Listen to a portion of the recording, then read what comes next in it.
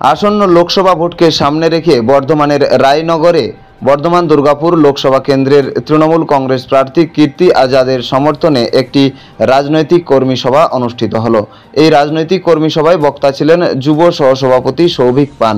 তিনি কর্মীদের উদ্দেশ্যে বলেন, আর মাত্র কয়েকদিন বাকি আছে, আর সময় নষ্ট করা যাবে না। বর্ধমান দুর্গাপুর লোকসভা কেন্দ্রের প্রার্থীকে বিপুল ভোটে জয়ী করতে হবে। তিনি আরও কি জানালেন সাংবাদিকদের মুখোমুখি হয়ে তা তুলে ধরা হলো রূপসী বাংলা মিডিয়ার পর্দায়। আজকে আমাদের রায়নগরে বৈকুণ্ঠপুর 2 নম্বর অঞ্চলের এখানে আমাদের বর্ধমান দুর্গাপুর লোকসভা কেন্দ্রের তৃণমূল কংগ্রেসের প্রার্থী বিশিষ্ট ক্রীড়াবিদ কীর্তি আজাদ ঝা মহাশয়ের সমর্থনে নির্বাচনী পথসভা অনুষ্ঠিত হলো।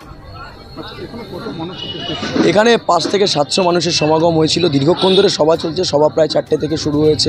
আমার আরও 2 জায়গায় নির্বাচনী সভা ছিল, আমি এসেই এখানে অ্যাটেন্ড করেছি।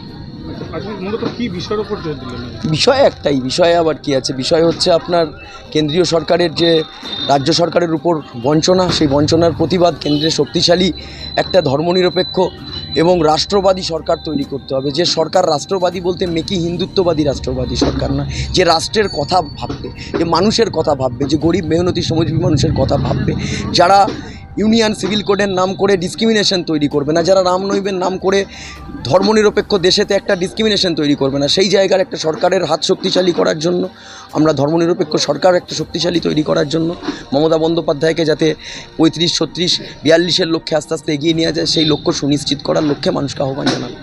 আজকে গুড়পট্টিতে একটি ঝামেলা হয়েছিল, যেখানে কি যে দিলীপ ঘোষের রোড শোয়ে আগে পতাকা লাগানোর কাজ চলছিল। সেখানে কাউন্সিলর শ্যামাপ্রসাদ ব্যানার্জির নেতৃত্বে একটি দল যে হামলা করে এবং সেখানে পতাকা ভেঙে দেয়। কী বলবেন সেই? এটা দলীয় বিষয় কি আছে সেটা আমাদের যিনি দলীয় মুখপাত্র আছেন, আমি তো বিষয় সম্বন্ধে জানি না, আমি এখানে কোনো মন্তব্য করতে পারবো না। আমাদের যিনি দলীয় মুখপাত্র আছেন তিনি বলবেন। তবে আমি বিভিন্ন জায়গায় সভা করে বা যা দেখছি তাতে বিজেপি প্রত্যেকটা জায়গাতে প্ররোচনামূলক পদের পায়ের তলার মাটি তো সরে গেছে।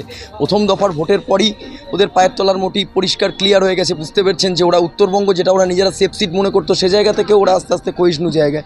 তাই যত দফা যাচ্ছে ওদের আস্তে আস্তে মাথা ঠিক থাকছে না, ওরা এরকম প্ররোচনা দিয়ে চেষ্টা করছে। কিন্তু এইভাবে তো আর মানুষের ভোট পাওয়া যায় না। মমতা বন্দ্যোপাধ্যায় প্রত্যেকের হৃদয়ের মধ্যে আছেন। তারা দুর্গাপুরে দিলীপ ঘোষের যে চাইপে চর্চা এক জায়গায় হওয়াতে দিলীপ ঘোষ বিরক্ত এবং বলেছেন যে বিরক্ত প্রকাশ করেছেন, এবং একটা কথাও বলেছেন দলীয় কর্মীদেরকে যে গরু চাষ করার জন্য, গরু চড়ানোর জন্য। কী বলবেন?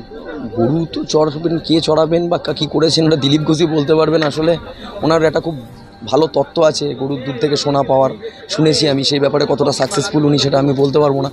তবে ওনাকে মেদিনীপুর থেকে সরিয়ে দিয়ে বর্ধমানে পাঠানোয় উনি দলের মধ্যেই নিজে বেশ কোণঠাসা বলে আমার মনে হয়।